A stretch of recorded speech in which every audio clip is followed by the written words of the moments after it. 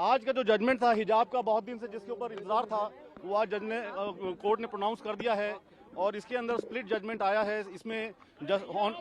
Honourable justice Hemant Gupta साहब ने उसको जो है अपील को जो है उन्होंने डिसमिस करा है और जियो वगैरह जो थे कर्नाटका गवर्नमेंट के उसको अपहेल्ड करा है। लेकिन justice Gulia honourable justice Gulia ने डिफरेंट व्यू लिया है इसके अंदर, इस मैटर के अंदर, और उन्होंने इस मैटर के अंदर उसको अपील्स को अलाउ करा है और उन्होंने 3 चॉइसेस के ऊपर 3 पॉइंट्स के ऊपर इसको मेन एम्फेसिस दिया है। उन्होंने एक तो बिजॉय मैनुअल का जो जजमेंट है सुप्रीम कोर्ट का उस पर रेफर करा है और उसके बाद उन्होंने ये जो चॉइस है जो अपना सिर के ऊपर किसी को हिजाब रखना है या किसी को कवर करना है, ये लेडी का अपना चॉइस है, तो इस पॉइंट के ऊपर भी उन्होंने एम्फेसिस दिया है। और तीसरा पॉइंट जो इम्पोर्टेंट उन्होंने बोला है कि जो बच्चों की तालीम और एजुकेशन का मामला है वो बड़ा इंपॉर्टेंट है और बच्चों की तालीम के लिए हमें ऐसा कोई काम या ऐसी कोई चीज़ जिसमें उनकी एजुकेशन के ऊपर रुकावट आए तो उस चीज़ का उन्होंने एम्फेसिस दिया है कि ऐसा कोई काम जो है उसके खिलाफ है, बच्चे की एजुकेशन के खिलाफ है। हाई कोर्ट का फैसला अभी तक लागू रहेगा क्योंकि उसको सेटिस्फाइड नहीं माना जाएगा, क्योंकि एक जज ने उसको अपहोल्ड किया है, दूसरे जज ने उसको रिजेक्ट किया है, तो ये माइनॉरिटी व्यू हो गई, तो वो जजमेंट लागू रहेगा तब तक जब तक कि लार्जर बेंच का फैसला नहीं आ जाता। देखिए आज का जो ये फ्रैक्चर्ड मैंडेट है, वर्डिक्ट है, इस वर्डिक्ट में के बाद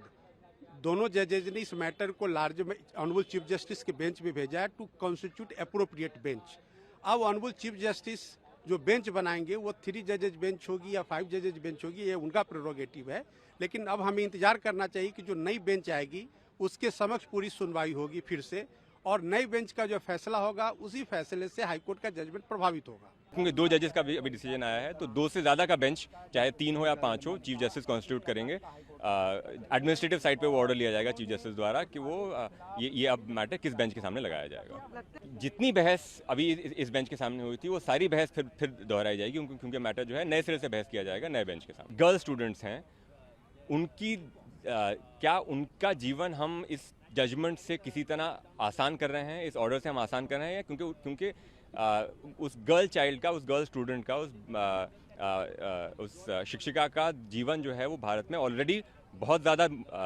मुश्किल है। तो उन्होंने कहा कि हम क्या उसके जीवन को आसान कर रहे हैं और मुश्किल कर रहे हैं। उन्होंने शुरू में ही कहा कि 11 क्वेश्चंस जो पिटिशनर और रेस्पोंडेंट्स की जो प्लीडिंग्स थे, आर्गुमेंट्स, उसके आधार पर उन्होंने 11 क्वेश्चंस फ्रेम किए। उन 11 क्वेश्चंस में उन्होंने सारे संवैधानिक प्रश्न उठाए। उसमें आप देखेंगे पहला कि कर्नाटक सरकार सेक्शन 131 के तरह यह रेगुलेट या डेलीगेट करके हिजाब पर बैन का ऑर्डर पारित कर सकती थी, नहीं कर सकती थी।